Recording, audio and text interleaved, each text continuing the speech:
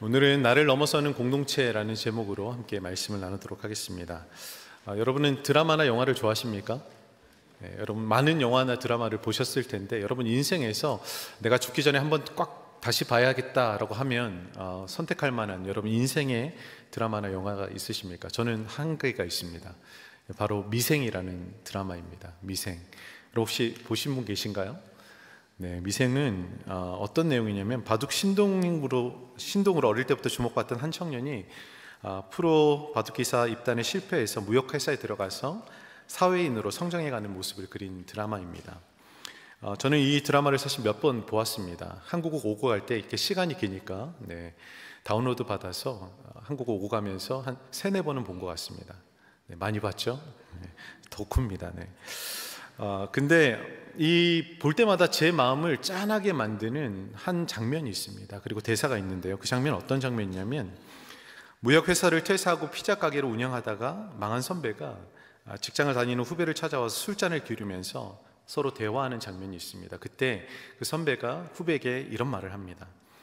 회사가 전쟁터라고 밀어낼 때까지 그만두지 마라. 밖은 지옥이다. 여러분 공감이 되십니까? 그러면서 이 상대방 그 말을 듣고 있다가 이제 그렇게 얘기합니다. 전쟁하러 가봐야 할 것 같습니다. 잠시 이제 나왔기 때문에. 그리고 지옥 같은 이 세상 안에서 살아가는 그 선배는 또 이렇게 얘기합니다. 그래, 그럼 나는 지옥으로 돌아가 봐야지. 여러분 어떻습니까? 마음이 먹먹하지 않으십니까? 저는 이걸 볼 때마다 참 삶이 고단하고 쉽지 않구나, 그런 삶을 살아가는 많은 사람들이 있겠구나 생각합니다. 치열한 직장을 전쟁터로, 그리고 숨 쉴 틈 없이 경쟁하는 세상을 지옥으로 표현하고 있습니다. 여러분 지난 한 주 여러분의 삶의 터전인 가정과 학교와 직장은 어떤 곳이었나요? 여러분 전쟁터였습니까? 아니면 지옥이었습니까? 아니 목사님, 그래도 제가 믿음의 사람인데 지옥과 전쟁터는 아니었습니다. 그래도 조금 전투 정도, 치열한 전투를 하고 왔습니다 라고 얘기하실 분도 계실 것 같습니다. 저는 이 대사를 곱씹으면서 치열한 전쟁터와 지옥 같은 세상 속에서 고군분투하며 살아가고 계시는 성도님들의 모습을 떠올려 보았습니다. 하루 종일 집안에서 아이들을 챙기면서 전쟁하듯 하루하루 정신없이 살아가는 어머님들의 모습, 한 가정의 가장으로 지친 몸을 이끌고 아침이 되면 직장이라는 전쟁터에 나가서 치열하게 살아가시는 아버님들의 모습, 한평생 열심히 살아왔는데 지금은 무용한 존재로 여겨져 심신이 지칠 대로 지쳐 인생의 노년기를 보내고 계시는 어르신들의 모습이 떠올랐습니다. 여러분 우리 모두는 인생이라는 삶의 시간과 공간에서 육체적으로, 정서적으로, 때로는 영적으로 치열한 전쟁을 치르고 이 자리에 나와 있는지도 모르겠습니다. 혹시 이 자리에 전쟁터와 같은, 때로는 지옥과 같은 삶의 현장 속에서 나와서 이 예배를 드리고 계신 성도님이 계시다면 오늘의 이 예배 안에서 하나님의 사랑과 깊은 은혜로 회복되어질 수 있기를 주님의 이름으로 축원드립니다. 그리고 또 다시 살아갈 그 전쟁터에서, 지옥 같은 상황 속에서 승리하기 위해 하나님이 주시는 세임과 능력이 여러분에게 부어질 수 있기를 또한 주님의 이름으로 축원드립니다. 여러분 천국을 살고 계시는군요. 아멘이 없는 거 보니까요. 저는 아멘 할 줄 알았는데 알겠습니다. 여러분 천국을 살고 계십니다. 오늘 본문에 언급된 다윗 또한 전쟁과 같은 그리고 지옥과 같은 상황 가운데 사실 놓여있던 사람입니다. 1절 상반절을 보게 되면 이렇게 말씀하죠. 그러므로 다윗이 그곳을 떠나 아둘람 굴로 도망하매 라고 되어 있습니다. 여러분 다윗은 도망자의 신세가 되었습니다. 사울이 다윗을 시기하여서 그를 죽이고자 했습니다. 자신을 죽이고자 하는 마음이 굳어졌다는 사실을 알고 나서는 그는 가장 먼저 아기스 왕에게 찾아가서 자신의 한 몸을 위탁하려고 했습니다. 그런데 그 아기스의 부하들이 다윗은 골리앗을 죽인 영웅 중에, 이스라엘의 영웅 중에 한 명입니다. 이 사람을 우리가 함께 한다면 언제 배신할지 모릅니다 라는 말을 하게 돼요. 다윗이 그 얘기를 듣고 여기도 있다가 이제 죽을 것 같아요. 어떻게 했을까요? 다윗이 침을 흘리기 시작합니다. 그러면서 미친 척을 하기 시작해요. 성경에 보면 미치광이라고 표현되어 있어요. 다윗이 마치 미치광이처럼 행동하면서 그 위기를 모면해서 빠져나오게 됩니다. 그리고 도망간 곳이 바로 아둘람 동굴이었어요. 유다 평지 소리 골짜기 인근에 있는 아둘람 굴로 도망가게 됩니다. 여러분, 다윗은 어떤 사람입니까? 이스라엘의 영웅입니다. 근데 한순간에 그의 처지가 미치광이와 같은 인생이 되었습니다. 도망자의 인생이 되었습니다. 여러분, 그의 삶의 하루하루가 어떻게 보면 전쟁과도 같고 지옥과 같은 삶을, 목숨을 부지하기 위해 살아가야 하는 지옥과 같은 삶을 살아가고 있다고 생각하지 않으십니까? 이런 상황 속에서 다윗은 무엇을 또 겪게 되냐면 1절 후반을 보니까요, 그의 형제와 아버지와 온 집이 듣고 그리로 내려가서 그에게 이르렀다라고 합니다. 그 도망자인 지옥과 같은 삶을 살고 있는 그에게 가족들이 찾아온 겁니다. 아버지, 어머니, 형제들만 찾아온 게 아니에요. 형제들의 자녀들, 아내들, 그 수많은 가족들이 찾아왔죠. 적어도 한 30-40명은 될 것 같아요. 그런 그 사람들이 다윗에게 찾아왔습니다. 근데 다윗에게 찾아온 사람은 그것뿐만 아니었어요. 2절엔 또 뭐라고 되어 있죠? 2절 함께 다시 읽어볼까요? 시작. 모든 자와 빚진 모든 자와 마음이 원통한 자가 다 그에게로 모였고 그는 그들의 우두머리가 되었는데 그와 함께한 자가 400명 가량이었더라. 여러분, 다윗의 입장에서는 어땠을까요? 정말 생각만 해도 끔찍합니다. 자신의 한 몸을 건사하기도 힘든 상황에서 400명이라는 사람이 왔습니다. 그 400명이라는 사람도 자신의 처지를 도와줄 수 있는 강한 사람이 아니라 사회에서 낙오되어서 흔히 저희 시대에 얘기하는 루저, 패배자들만 모인 거예요. 강한 용사들이 모여서 사울을 대항해도 이 위기를 모면할까 말까 한 상황 가운데 세상의 패배자는 모두 다윗에게 모인 겁니다. 그런데 여러분, 여기서 하나님의 놀라운 섭리와 계획이 발견됩니다. 이런 패배자들이 모인 아둘람 공동체의 반전이 일어나게 돼요. 어떤 반전이 있었을까요? 이 사무엘하 23장 8절에서 39절과 그리고 역대상 11장 10절에서 47절에는 다윗의 용사들의 이름과 업적이 기록되어 있습니다. 그러면서 사무엘하 23장 8절에 이렇게 기록하고 있는데요, 우리 함께 읽어보도록 하겠습니다. 시작. 다윗의 용사들의 이름은 이러하니라. 다그몬 사람 요셉 바세바시라고도 하고 에센 사람 이드노라고도 하는 자는 군 지휘관의 두목이라. 그가 단번에 800명을 쳐 죽였더라. 그러니까 첫 번째 언급된 이 다윗의 용사가 전쟁에 나가서 800명을 쳐 죽였다라고 얘기를 합니다. 이게 엄청난 사람이죠. 엄청난 용사였습니다. 다윗이 용사를 돈 주고 데리고 왔을까요? 용병으로 삼아서 어디서 데리고 왔을까요? 그렇지 않습니다. 사무엘하 23장 13절 같은 본문에 있는 13절을 보게 되면 또 30두목 중 3사람이 곡식 벨 때에 아둘람 굴에 내려가 다윗에게 나갔는데 그때 블레셋 사람의 한 무리가 르바임 골짜기에 진쳤더라 라고 얘기합니다. 지금 다윗이 어디에 머물러 있죠? 아둘람 굴에 머물러 있습니다. 그러니까 지금 아둘람 굴의 본거지를 두고 있는 그때 용사들이 있었단 말이에요. 그 말은 이 모였던 400명의 사람들 중에 용사들이 만들어졌다라는 얘기입니다. 여러분, 성경은 분명히 이들을 패배자라고 규정하고 있습니다. 그런데 오늘 성경은 그 패배자의 공동체였던 아둘람굴에서 수많은 용사가 나타났다, 수많은 용사가 만들어졌다라는 것을 우리 가운데 증언하고 있는 것이죠. 여러분, 이것은 놀라운 사실입니다. 그들은 전쟁과 같은 세상에서 낙원 패배자에서 용사로 거듭난 것입니다. 저는 오늘 본문의 말씀을 묵상하고 준비하면서 교회 공동체의 모습이 이러한 공동체가 되어야 하지 않겠는가 생각해 보았습니다. 전쟁터와 지옥 같은 세상 속에서 지칠 대로 지친 영혼들이 교회에 나와서 다시금 용사로 회복되어 세상을 향해 나가는 것, 그것이 교회의 참된 모습이 아니겠습니까? 성도님들이 가끔 이런 푸념을 저한테는 하진 않지만 푸념할 때 듣는 소리가 있습니다. 일요일이라고 쉬고 싶은데 교회일이 너무 많아요. 이런 얘기를 주고받는 걸 듣게 됩니다. 그리고 제 삶도 힘든데 다른 사람이 힘든까지 보듬고 가는 게 너무 어려워요. 여러 가지 문제로 힘든데 교회 문제까지 신경 써야 해서 마음이 너무 힘듭니다. 이런 얘기를 종종 하십니다. 여러분은 어떠세요? 교회에 어떤 마음으로 오세요? 전쟁하는 마음으로 오십니까? 오늘도 내가 누군가와 싸워서 이기리라 라는 마음으로 혹시 교회에 오시는 분은 계시지 않나요? 여러분, 삼터에서 힘든 시간을 보내고 주일에 교회에 와서 공동체로 모였는데 교회 공동체가 전쟁터와 같다면, 싸움터와 같다면, 전투하는 곳과 같다면 여러분, 더 지치고 더 힘이 빠지지 않겠습니까? 무슨 소망을 품고 교회 안에 우리가 머물러 있겠습니까? 세상의 일반적인 공동체와 같이 교회도 일하고 소진되어 나가는 곳이 되어야 할까요? 그렇지 않습니다. 교회 공동체는 회복의 공동체가 되어야 합니다.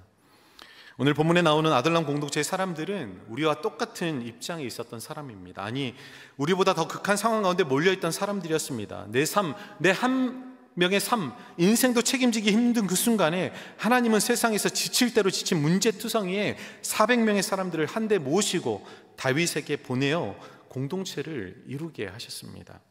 그리고 끝에는 그들을 회복시키실 뿐만 아니라 그들을 통해서 하나님 나라를 상징하는 다윗의 왕국을 세워가는 용사로 만들어 주셨습니다. 저는 오늘 본문의 말씀을 묵상하고 준비하면서 다윗이라는 한 개인의 삶을 넘어서 공동체를 세워가시는 하나님의 놀라운 섭리와 원리를 발견하게 되었습니다.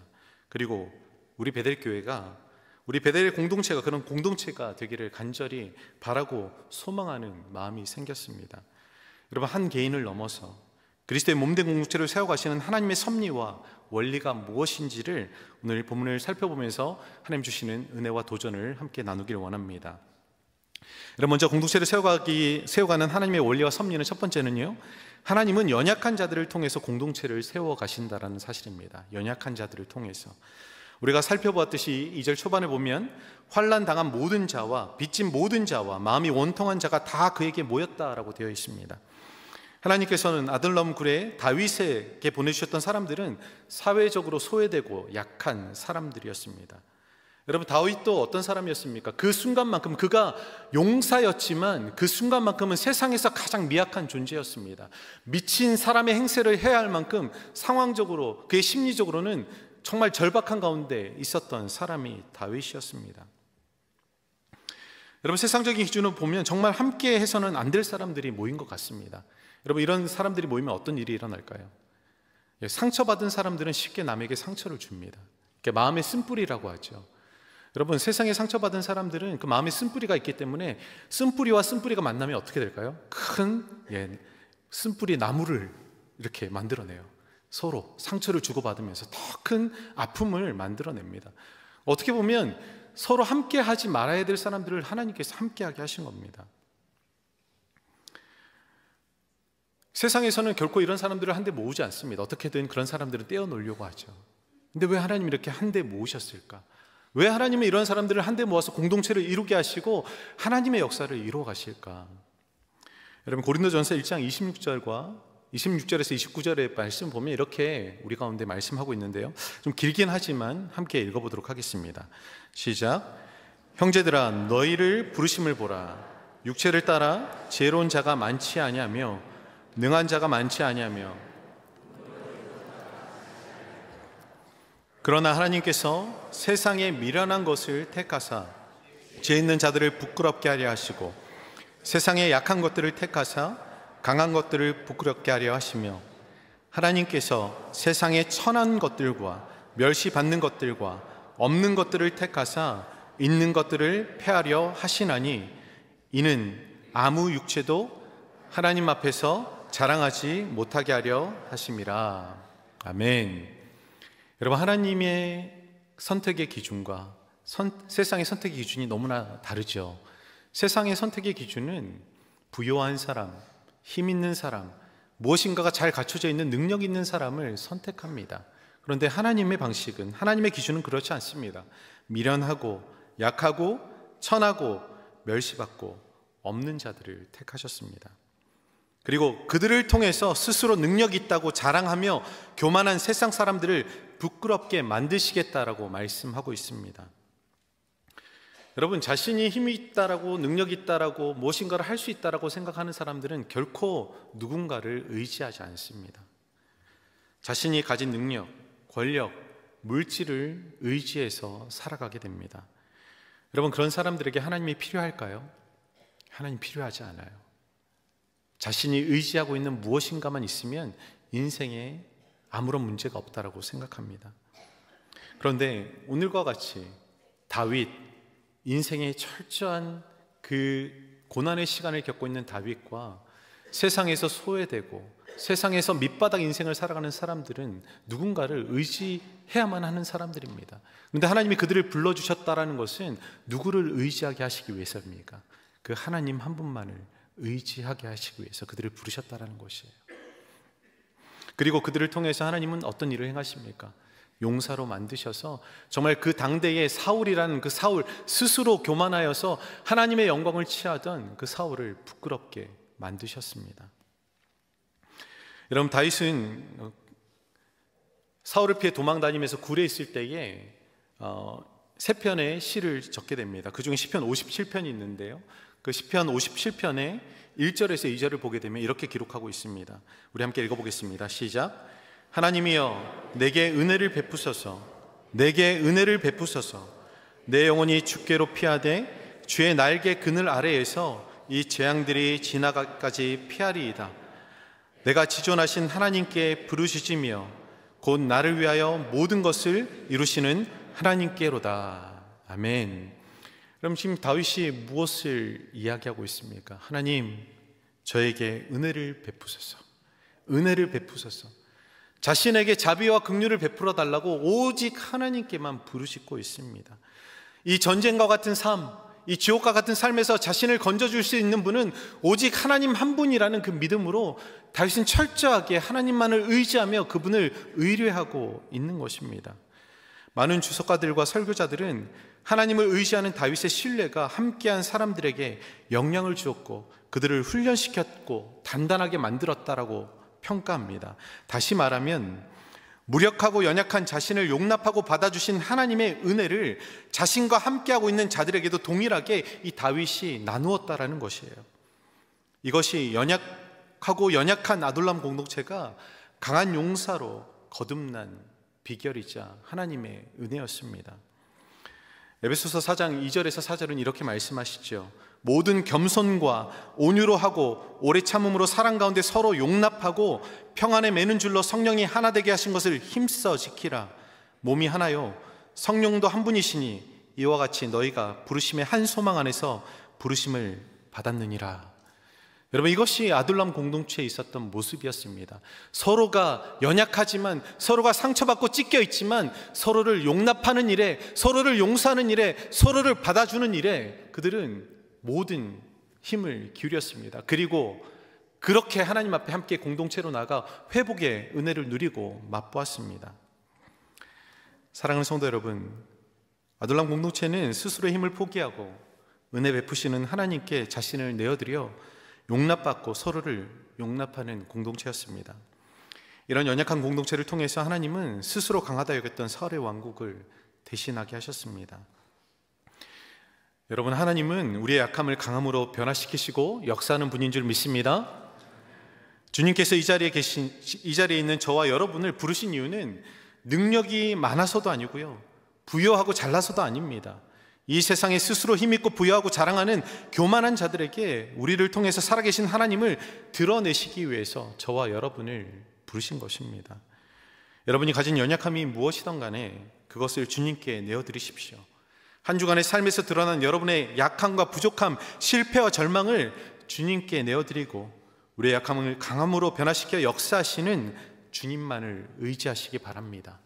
그리고 나와 함께 공동체로 불러주신 지체들의 연약함과 부족함을 겸손과 온유와 사랑 안에서 용납함으로 그리스도의 몸으로 함께 지어져가는 저와 여러분이 될 수 있기를 주님의 이름으로 축원드립니다. 여러분, 우리가 그렇게 할 때 하나님께서는 나를 넘어서 공동체 안에서 회복의 능력으로 우리 가운데 임하십니다. 저는 지난 18일 토요일에 개인 휴가를 내고 볼티모어 하프 마라톤에 참가했습니다. 네, 대단하죠? 네. 이 자리에 저와 함께 참가했던 5분이 계십니다. 네.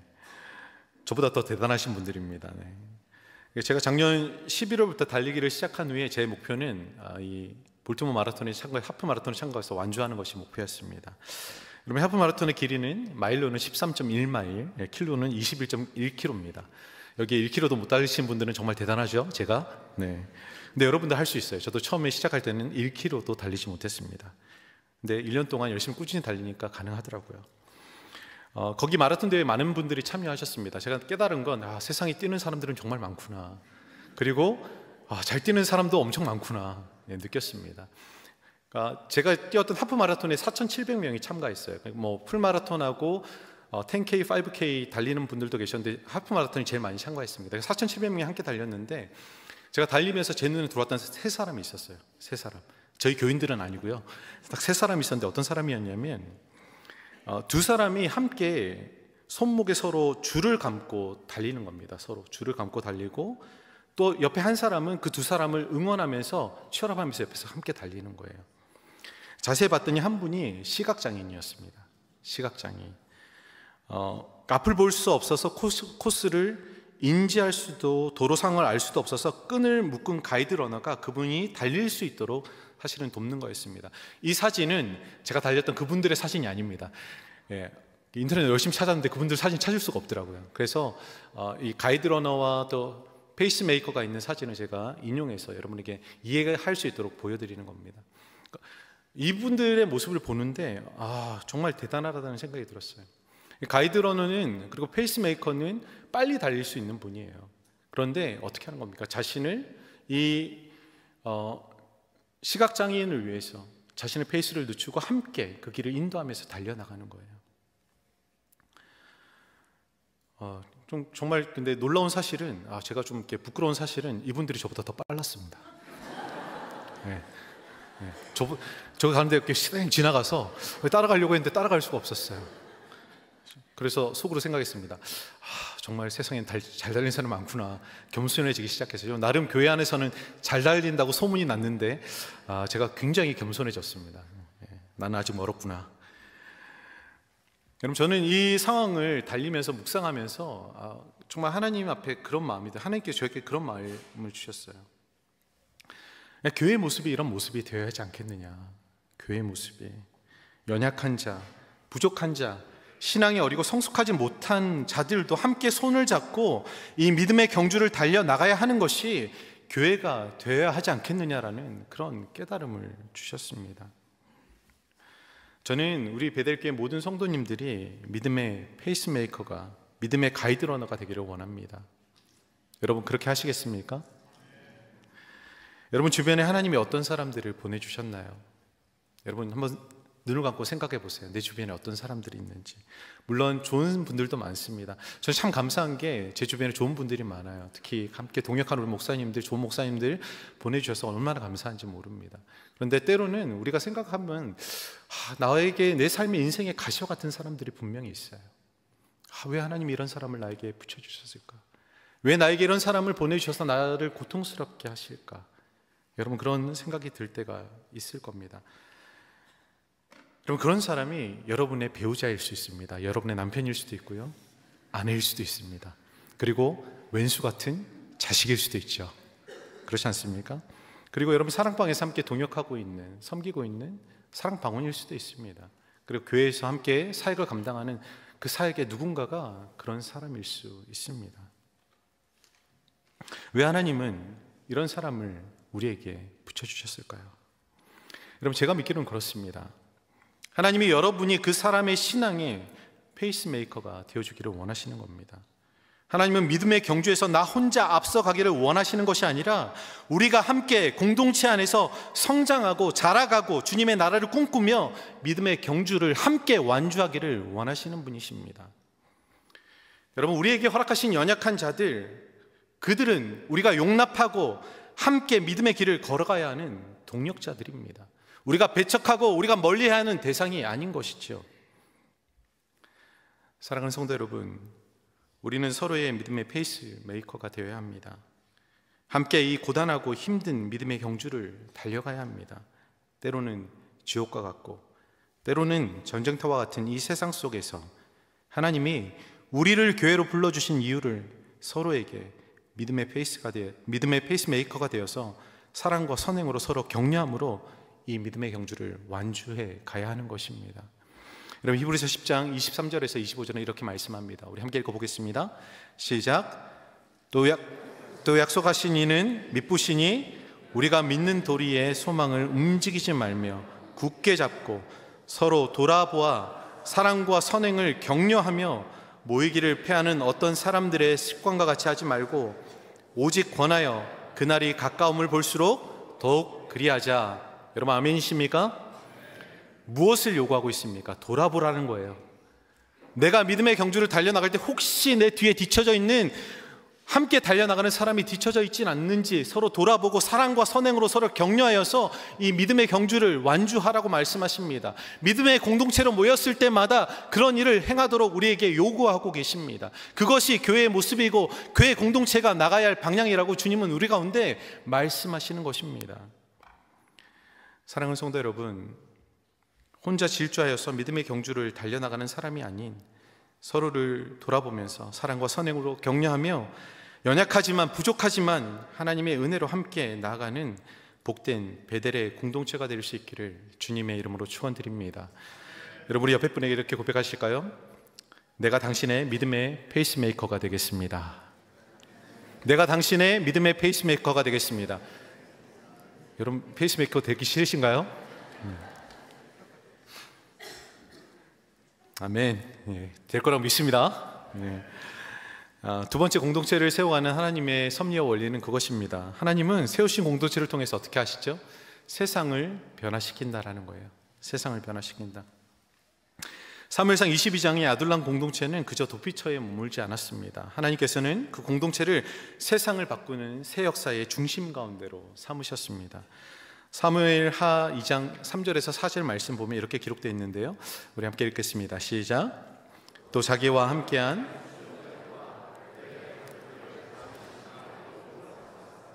헤브론 각 성읍에 살게 하니라. 유대 사람들이 와서 거기서 다윗에게 기름을 부어 유다 족속의 왕으로 삼았더라. 아멘. 여러분, 이제 아둘람굴에서 이들의 역사의 무대가 어디로 옮겨졌습니까? 헤브론이라는 곳에 옮겼습니다. 여러분, 아둘람굴에 있을 때 다윗은 무엇이라고 표현하고 있죠? 우두머리입니다. 우두머리. 우두머리 하면 어떤 이미지가 떠오르세요? 저는 건장한 조폭의 두목이 우두머리 정도 이제 되는데, 왕이라는 한 나라와 한 민족을 다스리는 왕으로 다윗이 세워지게 됩니다. 그리고 왕 밑에 있는 사람들은 누가 됩니까? 이제 그 왕국을 통치하고 함께 다스리는 그 왕의 신하가 되는 것이죠. 우두머리의 수하에서 왕의 신하로 신분이 변경됩니다.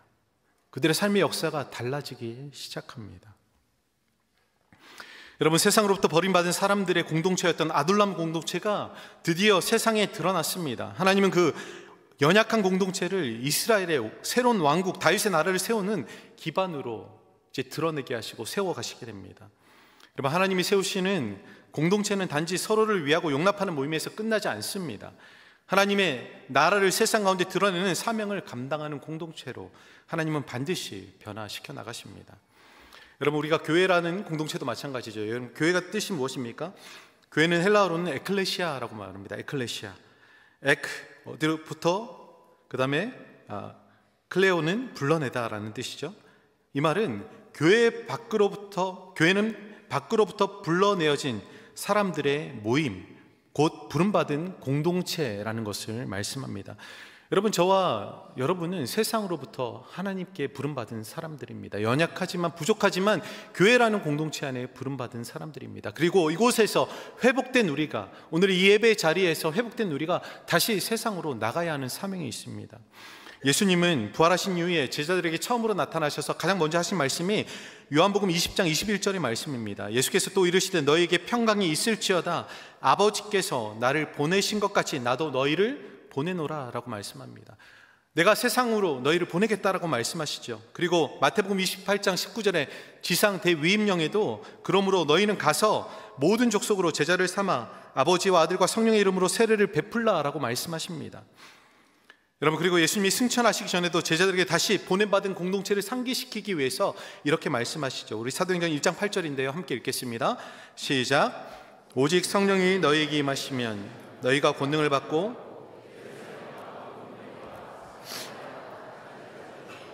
내 증인이 되리라 하시니라. 아멘. 여러분, 교회는요, 부름받은 공동체일 뿐만 아니라 세상을 향해 나가야 하는 공동체입니다. 교회 공동체는 세상에서 상처받은 자들이 모여 하나님의 말씀과 사랑으로 회복되고 다시 세상으로 파송받는 곳입니다. 우리는 한 주간 세상에 살다가 교회 공동체로 모여서 이 시간 예배를 드립니다. 여러분, 예배는 피난처이자 동시에 파송의 자리이기도 합니다. 하나님은 교회된 우리 한 사람 한 사람을 세상에 보내셔서 세상의 어둠을 밝히고 절망의 자리마다 생명의 주님께서 다스리고 통치하신다라는 하나님의 나라의 복음을 삶으로 살아내는 하나님의 백성으로 우리를 부르신 것입니다. 여러분, 예수님께서도 12제자를 부르셔서 공동체를 세우시고 그들을 통해서 세상을 변화시켜 나가시죠. 여러분, 우리가 잘 알고 있듯이 12명의 제자들은 어떤 사람들이었습니까? 그들이 탁월했습니까? 뛰어났습니까? 그들이 그 시대에 존경받는 인물들이었습니까? 그렇지 않았습니다. 그들은 정말 평범한 사람들이었습니다.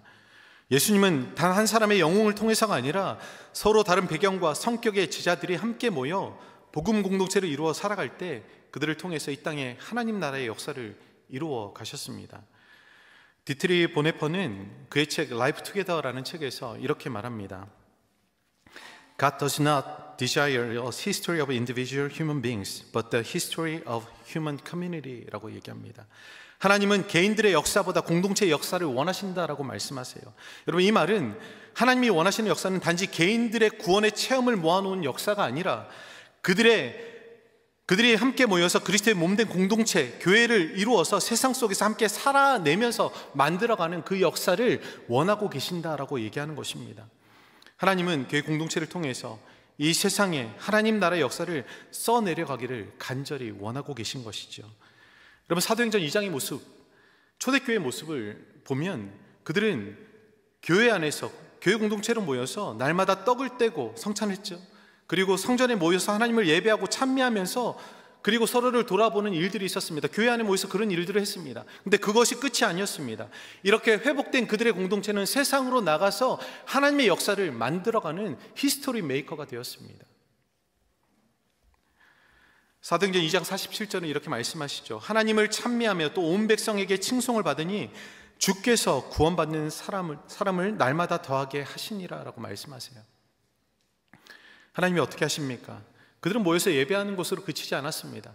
세상으로 나가서 그 세상 사람들에게 하나님이 누구신지, 예수님이 누구신지, 하나님 나라의 통치와 다스림이 무엇인지를 선포하며 증거했다라는 것입니다. 그때의 사람들은 그들에게 그 복음을 듣고 그들의 삶을 통해서 하나님이 어떤 분이신지를 궁금해하면서 예수님이 어떤 분이신지를 궁금해하며 교회로 나와 믿음의 사람이 되었다라고 얘기합니다. 하나님 나라의 역사의 중심 가운데 하나님이 정말 이 사람들을 세우신 것이죠.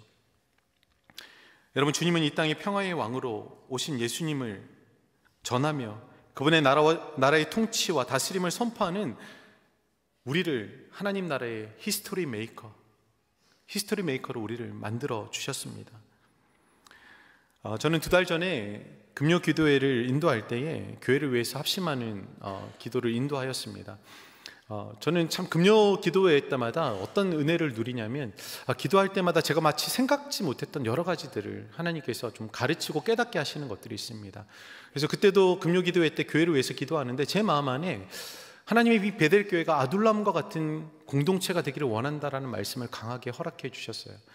그러면서 그럼 이 아둘람이라는 공동체가 어떤 공동체였는가, 정말 하나님 앞에 이렇게 물으면서 이것에 대해서 함께 설교를 준비하고 묵상하면서 언젠가는 한번 성도님들과 말씀을 나누면 좋겠다라는 생각이 들어서 그때에 이 아둘람 공동체에 대한 일들을 계속 묵상하기 시작했습니다.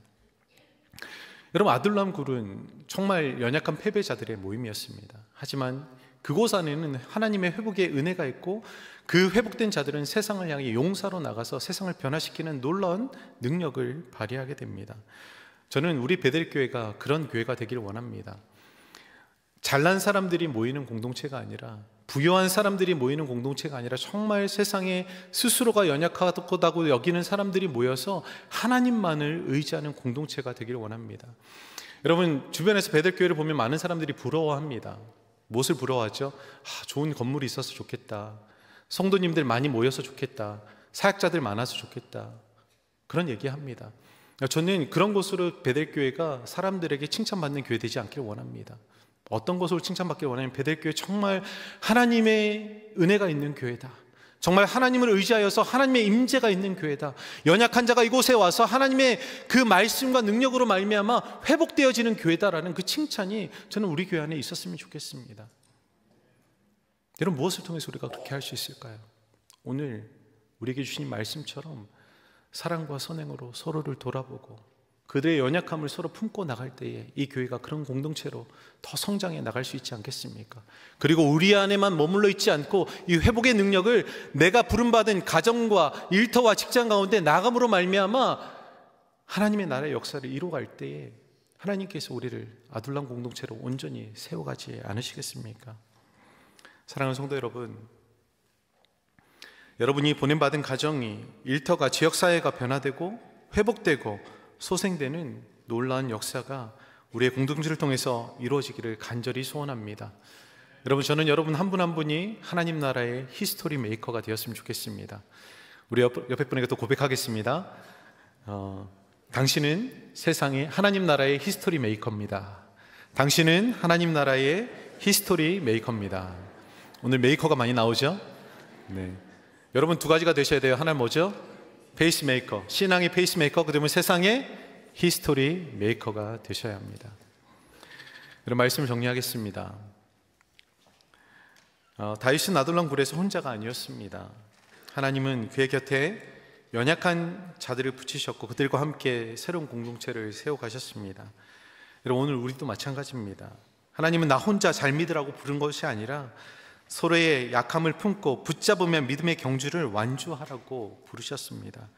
교회는 바로 그런 아둘람 공동체, 믿음의 훈련소입니다. 세상은 여전히 전쟁터 같고 때로는 지옥처럼 느껴질지 모릅니다. 그러나 하나님은 그 속에서도 우리를 하나로 묶어 서로의 믿음의 페이스메이커가 되게 하셔서 이 경주를 끝까지 완주하게 하실 것입니다. 그리고 우리의 공동체를 통해서 이 세상 안에 하나님 나라의 참된 소망이 무엇인지를 보여주시면서 우리를 히스토리 메이커로 삼아주실 것입니다. 하나님은 나를 회복시키셔서 나를 넘어 공동체를 세우시고 공동체를 넘어 세상을 변화시켜 나갈 것입니다.